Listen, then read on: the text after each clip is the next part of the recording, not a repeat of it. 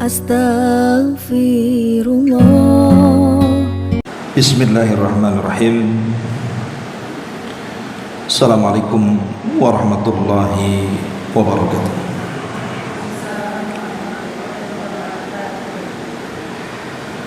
Alhamdulillah wassalatu wassalamu ala Rasulillah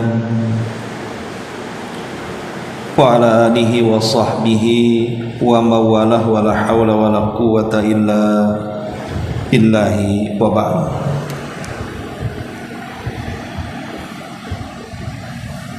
Lanjutkan kajian tafsir surah Al-Qiyamah,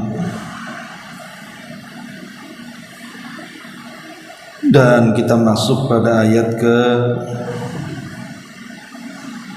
20 dan seterusnya. A'udzubillahi minasyaitonirrajim. Bismillahirrahmanirrahim. Kalla bal tuhibbunal ajila wa tadharunal akhirah wujuhu yawma idzin nadhirah ila rabbiha nadhirah. Di sini Allah Subhanahu wa taala mengatakan, sekali-kali jangan, bahkan kalian sangat mencintai kehidupan dunia dan kalian mengabaikan kehidupan akhirat. Kelak pada hari kiamat, wajah-wajah orang-orang yang beriman pada hari itu berseri-seri karena memandang Rabb mereka.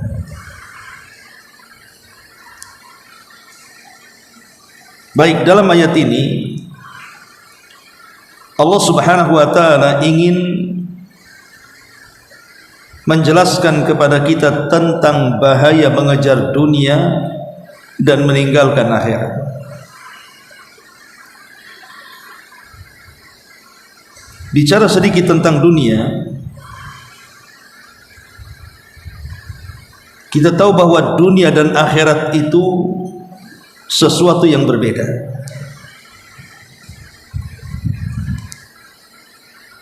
Karena kehidupan dunia itu umumnya adalah kehidupan yang main-main, penuh dengan senda gurau dan banyak hal-hal yang tidak ada faedahnya. Sementara akhirat itu sesuatu yang menunjukkan hakikat hidup manusia. Tidak ada senda gurau, tidak ada main-main, dan begitu seterusnya.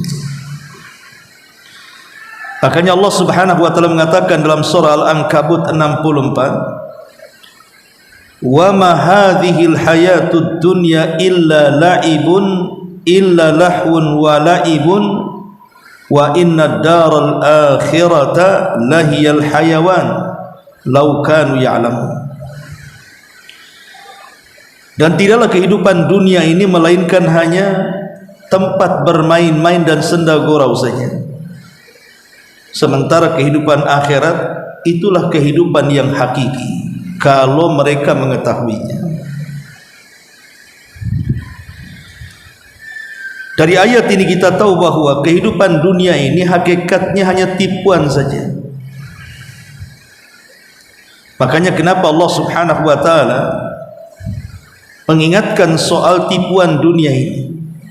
Allah katakan, fala taghurrannakumul hayatud dunya wala yaghurrannakum billahil gharur. Janganlah kalian tertipu dengan kehidupan dunia yang berkilau di hadapannya.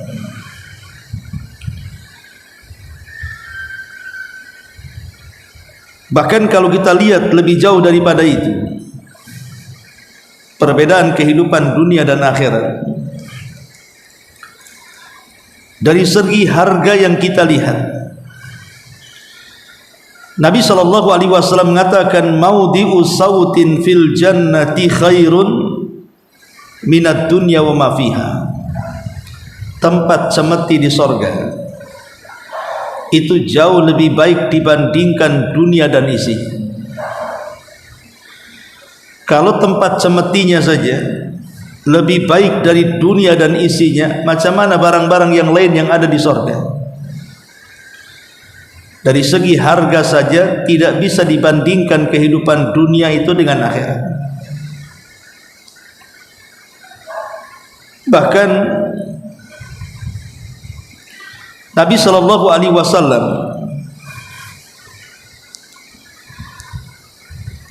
sampai mempermisalkan dengan uang ketika membandingkan kehidupan dunia dengan akhirat itu. Satu hari Nabi SAW berjalan di sebuah jalan, tiba-tiba kemudian mendapatkan bangkai seekor kambing, dan bangkai kambing itu sekalipun hidup dia cacat, apalagi dia mati. Maka Rasul kemudian menjewer kuping kambing ini dan mengatakan di hadapan para sahabat, maukah di antara kalian yang membeli seekor kambing itu dengan 1 dirham? Mau enggak? Ini ada kambing depan kalian, mau enggak kalian beli 1 dirham? Maka para sahabat, ya Rasul, sekalipun dia hidup, kami tidak berani membeli dengan 1 dirham, apalagi dia bangkai dan sudah mati.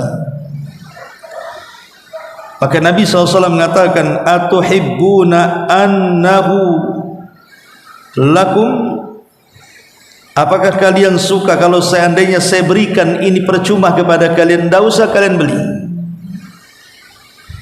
Maka sahabat tetap mengatakan, sekalipun hidup tetap kambing itu penuh dengan cacat, wahai Rasul, kami tak mau. Maka Nabi SAW mengatakan, wallahi la dunya ahwanu 'ala Allah min hadza 'alaikum. Demi Allah, dunia yang kalian jalankan itu jauh lebih hina dibandingkan bangkai kambing ini. Dunia yang kalian jalankan jauh lebih hina dibandingkan kambing yang sudah membangkai ini. Lihat bagaimana permisalan dunia dengan akhirat. Nabi SAW sampai mempermisalkan dunia ini lebih hina dibandingkan bangkai kambing. Bahkan Nabi SAW juga mempermisalkan dengan timbangan. Kata Nabi SAW, "Lau kanatid dunya ta'dilu, lau kanatid dunya indallahi ta'dilu janaha ba'udha, ma saqa kafiran minha syurbata ma'in." Kata Nabi SAW, kalau seandainya dunia ini di sisi Allah Subhanahu wa ta'ala bila ditimbang setara dengan sayap seekor nyamuk. Kalau seandainya dunia di sisi Allah itu kalau ditimbang setara dengan sayap seekor nyamuk, tentu tidak ada satupun orang kafir yang bisa minum walaupun setetes di air dunia.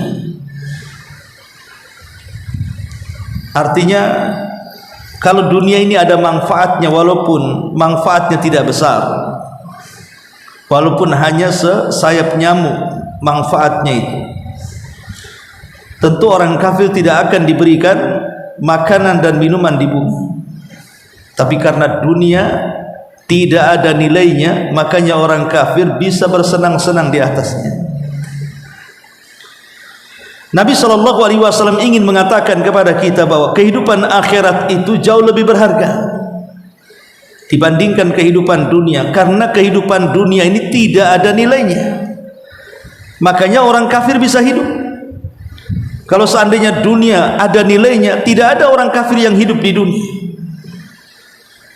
Karena dunia tidak ada nilainya, maka orang kafir bisa hidup di dunia. Maknanya bahwa kehidupan hakikat itulah kelak di akhirat. Makanya di sorga itu tidak ada satu kaki pun orang kafir yang menginjak di tanahnya. Ini menunjukkan bahwa Rasul sallallahu alaihi wasallam ingin membandingkan beginilah kehidupan dunia dengan kehidupan akhirat. Ma'asyiral muslimat yang dimuliakan Allah Subhanahu wa taala. Bahkan dalam hadis yang lain Nabi sallallahu alaihi wasallam bersabda, "Wallahi mad dunya fil akhirati illa mithlu ma yaj'alu ahadukum isba'ahu hadhihi." Wa asyara Yahya bis sabbabati fil yam falyanzur bima tarji. Kata Nabi sallallahu alaihi wasallam, demi Allah, tidaklah bandingan dunia dengan akhirat ini kecuali seperti seseorang menggunakan telunjuknya seperti ini, kemudian mencelupkannya di air lautan, kemudian diangkat. Tentu di ujung jari ini yang kita celupkan di air lautan, tentu di situ akan ada satu tetes yang netes dari air lautan itu.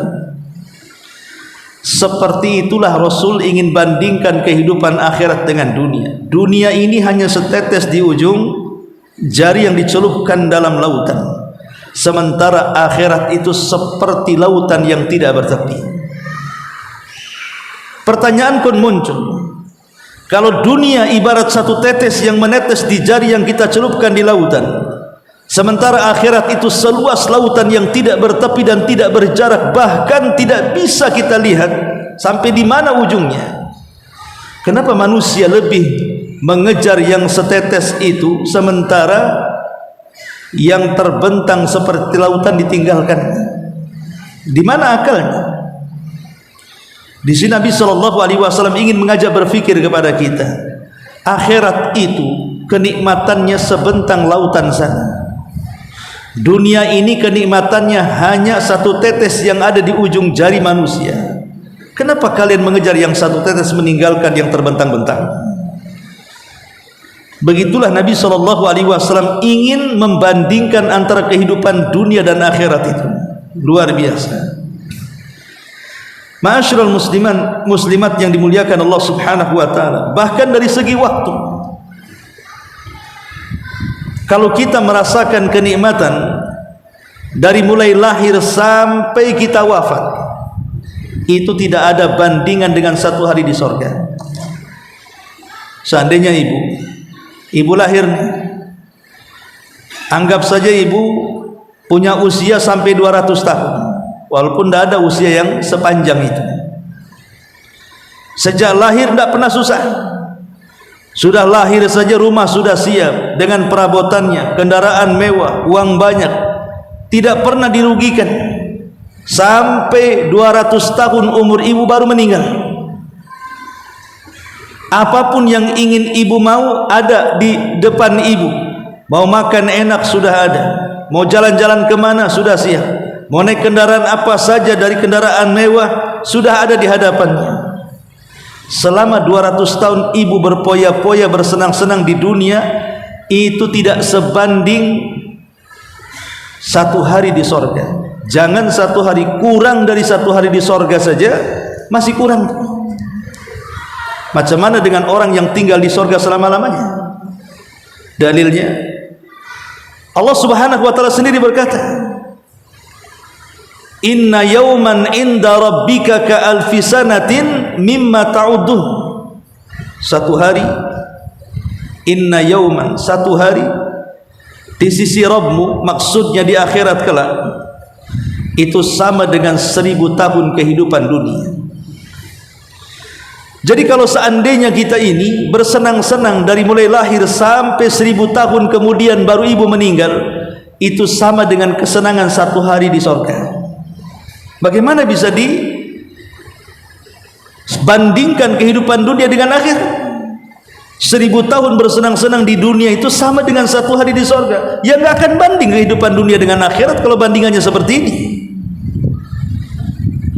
Makanya Allah Subhanahu wa taala sampai mengatakan, "Araditum bil hayatid dunya minal akhirah, fama mata'ul hayatid dunya fil akhirati illa qalil."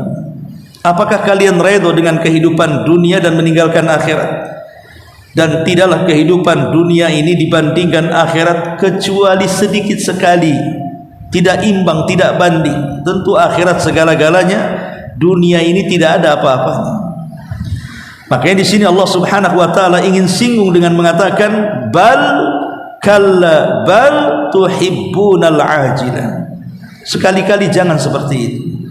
Kenapa kalian mencintai dunia begitu ketat? Wa tadarunal akhirah, justru mengabaikan akhirat kalian, padahal akhirat tidak mungkin dibandingkan dengan dunia. Ma'asyiral muslimat yang dimuliakan Allah Subhanahu wa taala, sampai satu hari Nabi sallallahu alaihi wasallam salat subuh. Setelah salat subuh, tiba-tiba datang utusan dari Bahrain membawa harta fai yang begitu banyak sekali. Dan orang-orang yang ada di masjid Nabi tiba-tiba berhamburan keluar dan melihat harta yang baru datang dari Bahrain itu.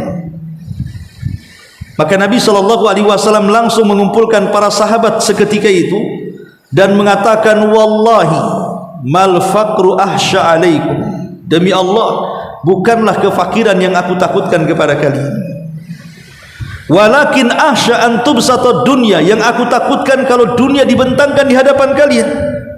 Fatanafasuha kama tanafasal ladzina min qablikum fatuhlikakum kama ahlakatkum. Kemudian kalian berlomba-lomba mengejarnya sebagaimana umat sebelum kalian mengejarnya, kemudian Allah hancurkan kalian sebagaimana umat dulu dihancurkan Allah karenanya. Lihat kata Nabi SAW, bukan kefakiran yang aku takutkan kepada kalian, tapi kalau kekayaan dibentangkan kepada kalian. Kalla innal insana la yatgha an ra'ahus taghna. Sekali-kali manusia jangan melampaui batas apabila kekayaan dibentangkan di hadapannya. Dari sini kita tahu bahwa dibentangkan dunia itu bukan alamat yang baik, tapi dibentangkan dunia justru alamat keburukan.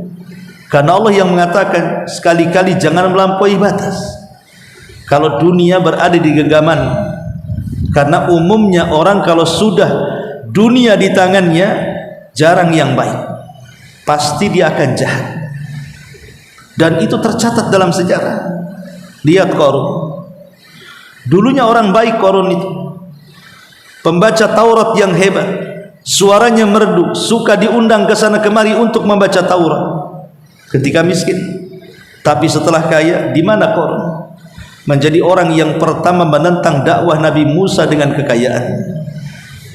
Makanya Allah hukum Qarun dan Allah katakan fa khasafna bihi wa bidarihil ardh, kami tenggelamkan si Qarun dan seluruh kekayaannya ke dasar bumi. Di mana Qarun sekarang? Firaun juga sama. Dia sombong dengan kekuasaannya dan menganggap seluruh lautan dan sungai-sungai Mesir itu tunduk di bawah kakinya. Akhirnya apa yang terjadi? Allah tenggelamkan dengan kesombongannya. Dia sombong dengan air, Allah tenggelamkan di air. Fa aghraqnahum wa junudahum, kami tenggelamkan dia dan seluruh bala tentaranya. Ma'asyiral muslimat yang dimuliakan Allah Subhanahu wa taala, itulah Allah tegur di sini, sekali-kali jangan seperti itu. Kamu mencintai dunia dan mengabaikan akhirat. Karena dunia ini yang dimuliakan Allah Subhanahu wa taala, hakikatnya adalah al-ibtila. Dunia ini secara keseluruhan, mulai kita lahir sampai kita wafat, itu adalah semua ujian yang Allah anugerahkan kepada kita, yang Allah ujikan kepada kita. Apakah kita selamat dari ujian ini ataukah kita tidak selamat dari ujian ini? Makanya Allah Subhanahu wa taala ketika menciptakan dunia, Allah mengatakan dalam surah Al-Ankabut ayat 2 sampai 3, ahasiban nas an yutraku an yaqulu amanna wa hum la yuftanun. Apakah manusia mengira Mereka dibiarkan begitu saja setelah mereka mengatakan kami beriman dan mereka tidak diuji. Sungguh kalian akan diuji. Walaqad fatanna alladhina min qablihim fala ya'lamanna Allahu alladhina sadaqu wa la ya'lamanna al-kadhibin. Dan sungguh kami akan berikan fitnah ujian kepada kalian dan juga orang-orang sebelum kalian dulu, agar Allah mengetahui siapa di antara kalian yang jujur keimanannya atau siapa di antara kalian yang dusta keimanannya. Jadi dunia ini ujian bagi kita untuk kebebasan kita kelak di surga. Tetapi walaupun demikian, karena dunia adalah bentuk ujian, maka ada hal yang ingin kita bicarakan soal dunia ini adalah ujian. Pertama, tahqiqul ubudiyyati lillahi rabbil alamin. Kenapa dunia ini bentuk ujian kepada kita, sehingga terkadang kita ditimpa dengan kebaikan, terkadang kita ditimpa dengan keburukan, terkadang ditimpa dengan tangisan, terkadang ditimpa dengan kebahagiaan, terkadang ditimpa dengan persatuan, terkadang ditimpa dengan perpisahan. Kenapa dunia seperti itu? Pertama, supaya kita bisa mewujudkan ubudiyah kita kepada Allah Subhanahu wa taala, supaya kita bisa menetapkan ubudiyah, peribadatan hanya kepada Allah Subhanahu wa taala. Karena belum tentu ujian yang buruk itu buruk selamanya, dan belum tentu juga ujian baik baik selamanya. Terkadang Allah memberikan ujian buruk, ternyata baik pula untuk kita. Ternyata Allah memberikan ujian baik bagi kita, buruk pula rupanya di akhirnya. Ujian Allah ini tidak tentu. Makanya Allah mengatakan, wa asa an takrahu syai'an wa huwa khairul lakum. Kau anggap sesuatu yang kalian benci, rupanya itu baik pula bagi kalian. Wa asa an tuhibbu syai'an wa huwa syarrul lakum. Ternyata yang kalian anggap kebaikan itu justru itu keburukan bagi kalian. Betapa banyak yang dulunya miskin kemudian kaya, nampak baik rupanya dia rela menjual agamanya. Setelah kaya, masjid ditinggalkannya, majelis taklim tidak didudukinya, lisan tidak pernah berzikir kepada Allah, dan begitu seterusnya. Dan itu terjadi. Ini yang pertama. Yang kedua, terkadang ujian dunia ini bentuk kafarah. Mungkin di antara kita diuji dengan sakit, diuji dengan fakir, diuji dengan bully, fitnah, ghibah dan yang semacamnya. Tidak lain dan bukan terkadang itu sebuah kafarah dosa. Sebagaimana Allah mengatakan, Rasul mengatakan, la yazalul bala'u bil mu'min wal mu'minah fi nafsihi wa waladihi wa mali hatta yalqallah wa ma alaihi khatiyah. Dan akan senantiasa seorang mukmin itu diuji oleh Allah, baik laki-laki atau perempuan, baik ujian kepada dirinya, kepada anaknya, kepada hartanya, sampai betul-betul dia menghadap Allah dan tidak punya dosa sama sekali di hadapannya. Terkadang ujian dunia kepada kita itu sebuah kafarah dosa kalau kita sabar. Yang ketiga, terkadang ujian dunia ini dalam rangka husulul ajri, memperoleh pahala, wa rif'atud darajat, dan mengangkat derajat kita. Nabi SAW mengatakan, ma yusibul mu'min min syaukatin fama fawqaha illa rafa'ahu Allahu biha darajah au hatta anhu biha khati'ah. Tidaklah seorang mukmin mendapatkan musibah walaupun hanya terkena tancapan satu duri, atau mungkin lebih daripada tancapan satu duri, kecuali Allah akan angkat derajatnya dan Allah akan hapus kesalahannya. Jadi terkadang dunia ini yang buruk yang sampai kepada kita, di balik itu ada pahala besar. Kemudian yang keempat, bahwa al-ibtila darsun, min durusit tauhid wal imani wat tawakkul. Karena dunia ini terkadang ujian dari Allah. Namanya ujian itu pasti ada pelajaran, baik dari segi tauhid, baik dari segi iman, baik dari segi tawakal, baik dari segi takut, harap, dan begitu seterusnya. Karena begini, ketika orang itu dibentangkan dunia di hadapannya, dia merasa bahwa Allah Subhanahu wa ta'ala sedang sayang dan cinta kepadanya. Tapi ketika dunia ditarik dari dirinya, kemudian dia merasa bahwa Allah sedang membencinya. Padahal diberinya dunia atau tidak ada hubungan dengan cinta dan benci. Kalau seandainya bentangnya dunia, bentangan dunia yang banyak kepada seseorang dianggap mencintai, apakah Allah mencintai Fir'aun, mencintai Qarun, mencintai Namrud, padahal mereka semua orang kaya, punya jabatan, pangkat, dan kepemimpinan? Bukan. Jadi orang kalau dibentangkan dunia itu bukan tanda sayang. Dan kalau orang diberikan kefakiran bukan tanda benci. Bukankah para sahabat Nabi banyak yang fakir? Abu Hurairah fakir, Bilal fakir, Ammar ibn Yasir fakir, dan semua hampir kebanyakan para sahabat orang fakir. Apakah Allah benci kepada mereka? Tidak, karena dunia ini hanya ibtila, ujian saja. Jangan menilai orang karena kaya atau miskin, dan jangan merasa kalau kaya merasa dicintai, kalau miskin tidak dicintai Allah. Tidak demikian. Karena cinta benci tidak ada kekaitannya dengan harta dan kekayaan. Itu ada kaitan dengan iman, tauhid, dan tawakal kepada Allah Subhanahu wa ta'ala. Ma'asyiral muslimin, muslimat yang dimuliakan Allah Subhanahu wa ta'ala. Bahkan terkadang ibtila ini bisa menyingkap hakikat kehidupan yang sedang kita jalani.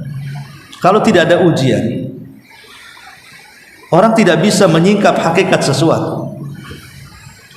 Contoh mamanya, orang kalau tidak pernah haus tidak akan merasakan nikmatnya minum. Kalau orang kalau tidak pernah lapar tidak akan merasakan kelezatan makan. Orang kalau tidak pernah tidur lama sehingga mengantuk, orang tidak akan merasakan nikmatnya tidur. Orang kalau tidak pernah hidup di negeri konflik, dia tidak akan merasakan nikmatnya aman, dan begitu seterusnya. Ketika kita ini diuji oleh Allah dengan segala macam ujian di dunia, nanti kalau kita masuk sorga, di situ kita akan merasakan nikmat, begitu nikmatnya kehidupan sorga. Kenapa? Karena kita pernah hidup di dunia, kita pernah sakit di dunia, kita pernah susah di dunia, kita pernah disakiti di dunia. Ketika masuk sorga, semua lenyap begitu saja. Disitulah nanti kita akan mengetahui bagaimana nikmatnya sorga, karena kita sudah pernah mengalami keperitan di dunia. Jadi dunia ini terkadang ibtila, tetapi untuk menyingkap hakikat sesuatu yang menakjubkan. Ma'asyiral muslimat yang dimuliakan Allah Subhanahu wa ta'ala, dan juga dunia ini adalah ibtila, sebuah ujian untuk mengingatkan kita kepada fadlu ni'matillahi 'alaika, supaya kita melihat nikmat yang Allah anugerahkan kepada kita. Kalau kita tidak pernah diberikan ujian, tentu kita tidak akan merasakan nikmat dunia itu sendiri, apalagi akhirat. Orang baru menghargai kesehatan kalau pernah sakit, kan begitu. Kalau tidak pernah sakit, dia tidak akan menghargai kesehatannya. Ma'asyiral muslimat yang dimuliakan Allah Subhanahu wa ta'ala. Baik, adapun fitnah dunia, kenapa di sini Allah Subhanahu wa ta'ala sangat keras kepada orang-orang, kepada hamba-hambanya, agar jangan sampai lari mengejar dunia terlampau cepat dan jauh meninggalkan akhirat terlalu jauh. Pertama, karena pencinta dunia, hakikatnya orang yang paling banyak tersiksa di sisi Allah Subhanahu wa ta'ala. Orang-orang yang mengejar dunia, apalagi sampai mencintai dunia dengan sepenuh hatinya, hakikatnya mereka adalah orang yang akan paling tersiksa di akhirat. Di dunia saja sudah tersiksa, kan, apalagi di akhirat. Para pengejar dunia itu di dunia saja sudah tersiksa sebenarnya. Coba bayangkan orang-orang yang kerja keras sampai kaya raya itu, Kadang-kadang setiap harinya mereka tidak mikir berapa jam dia bekerja, berapa jam dia beristirahat. Pokoknya dia habiskan waktunya hanya untuk mencari uang sampai dia tua. Padahal seandainya seseorang itu mengambil dunia sekedarnya, lebihnya kan bisa beristirahat dia, bersenang-senang dengan anak istrinya, bersenang-senang dengan kedua matanya melihat pemandangan indah dan begitu seterusnya. Kenapa kemudian dia habiskan untuk itu? Sampai-sampai ada orang itu yang tidurnya hanya sedikit, makannya hanya secuil, pakaiannya pun tidak terurus hanya karena mengejar dunia. Lalu lezatnya dunia di mana kalau seperti itu? Jadi dia menyiksa dirinya dengan dunia. Makanya kenapa sampai Rasul mengatakan, "Man kanatid dunya hammahu farraqallahu alaihi amrahu wa ja'ala faqrahu baina 'ainaihi." Barang siapa yang tujuan hidupnya adalah dunia, maka Allah akan mencerai-beraikan urusannya, menjadikan kefakirannya di hadapan pelupuk matanya. Ma'asyiral muslimat yang dimuliakan Allah Subhanahu wa taala. Yang kedua, orang yang mengejar dunia sampai mencintai dunia berlebihan, maka sebenarnya mereka sedang mencari atau mengejar cita-cita yang semu dan meninggalkan cita-cita yang hakikat. Jadi orang yang mengejar dunia itu mereka sedang mengejar cita-cita yang semu dan meninggalkan cita-cita yang hakikat. Kenapa demikian? Karena dunia ini ada akhirnya. Coba kita perhatikan ya, orang yang sudah sukses dari remaja, dewasa, dia cita-citanya ingin jadi pengusaha, akhirnya betul-betul jadi pengusaha, punya PT ini, PT itu, jadi CEO lah bahasanya, di mana-mana perusahaan, kaya raya. Tapi setelah kekayaan itu di genggamannya, usia dia juga sudah tidak muda. Boleh jadi mungkin setelah kaya usia dia 60-70 tahun. Artinya usia 60-70 tahun dengan puluhan tahun dia mencari dunia, tinggal kemudian menikmati di masa tua. Apakah imbang dengan pekerjaannya? Tidak imbang. Dia dari remaja, dewasa sampai tua mencari kekayaan dan sudah kaya, anggaplah berhenti di usia 70 tahun. Apakah dia akan menikmati dunia yang dikejarnya selama itu? Tidak. Pamannya dia mencari dunia 30 tahun dan menikmatinya 30 tahun. Matematikanya seperti itu baru adil. Tapi dia mencari dunia sampai 50 tahun, menikmatinya 10 tahun saja. Kan gak belan itu namanya. Iya kalau sempat menikmati. Banyak orang yang tidak bisa menikmati, yang menikmati anak cucunya.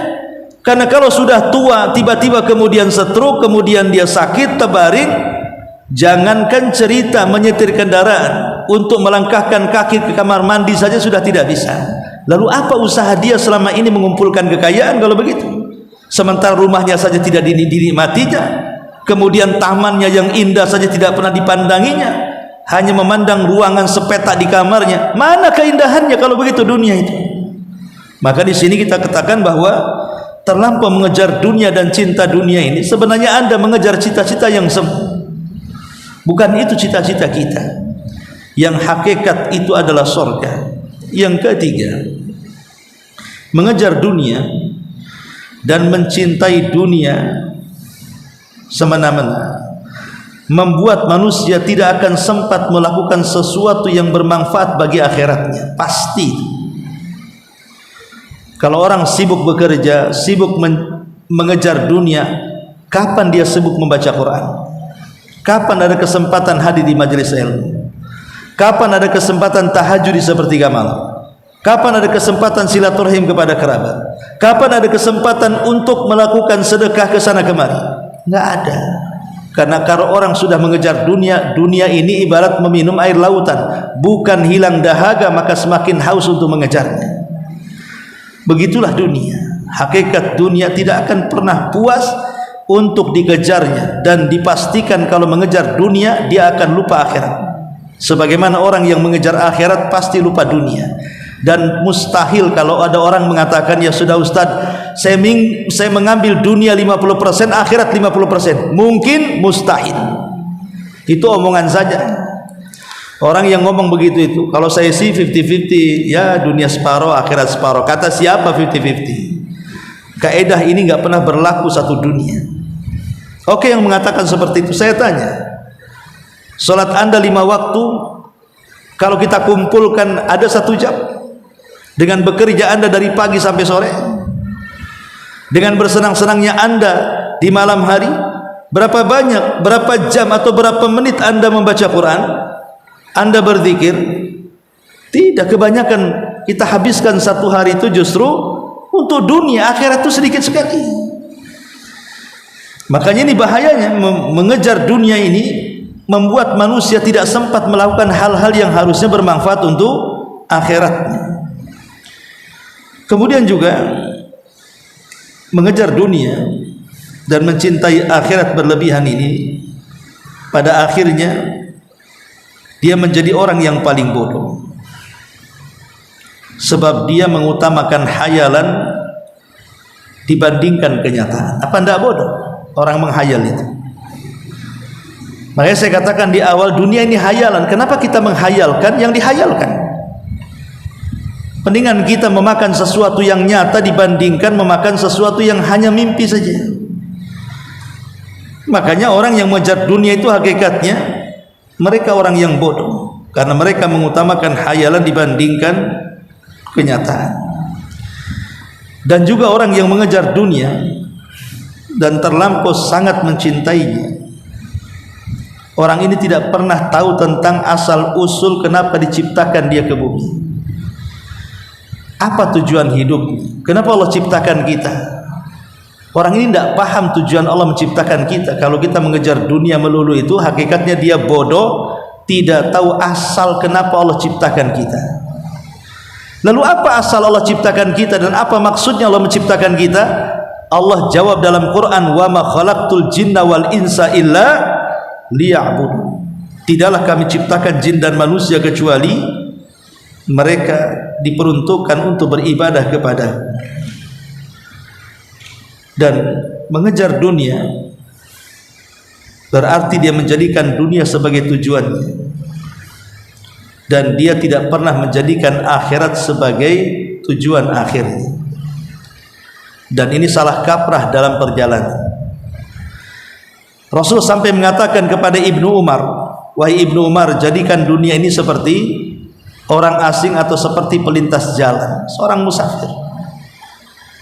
Seorang musafir itu kalau lewat di sebuah tempat dia tidak akan lama-lama, karena dia hanya paling menghilangkan penatnya kemudian pergi lagi ke tempat yang sesungguhnya dituju.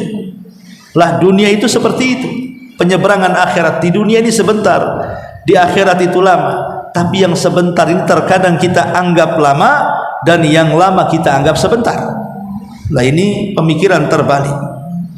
Inilah diantara bahayanya kita mengejar dunia dan meninggalkan akhirat. Bal tu'thirunal hayatad dunya wal akhiratu khairun wa abqa. Bahkan mereka mementingkan kehidupan dunia, mereka tidak sadar bahwa akhirat itu lebih kekal dan lebih baik. Kalla bal tuhibbunal ajilata wa tadharunal akhirah. Sekali-kali jangan seperti itu. Bahkan kalian sangat mencintai kehidupan dunia dan mengabaikan kehidupan akhirat. Wallahu alam. Inilah diantara keterangan singkat dari 2 ayat 20 dan 21 dari surah Al-Qiyamah. Baik, sampai di sini. Kalau ada yang mau bertanya silakan.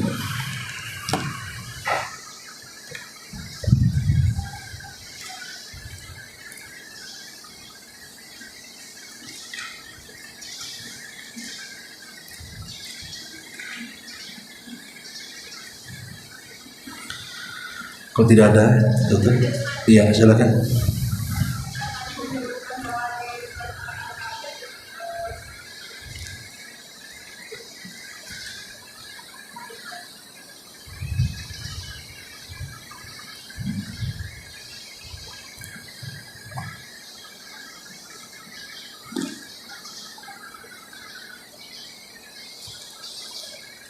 Iya, nggak apa-apa.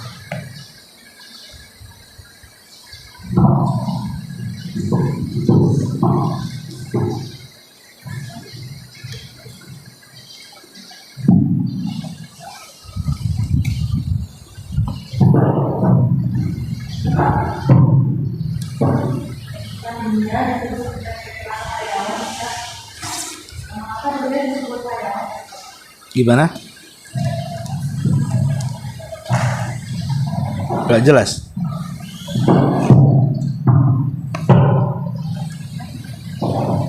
Ya, gimana? Mengapa dalam surat Al-Ankabut disebutkan bahwa pendidikan itu atau lawan itu kan? Oh iya. Ya, kenapa dalam surah Al-Ankabut tadi? Gimana bunyinya itu? Disebut al-hayawan. Dalam surah Al-Ankabut ayat 40. 64. Al-Ankabut ayat 64.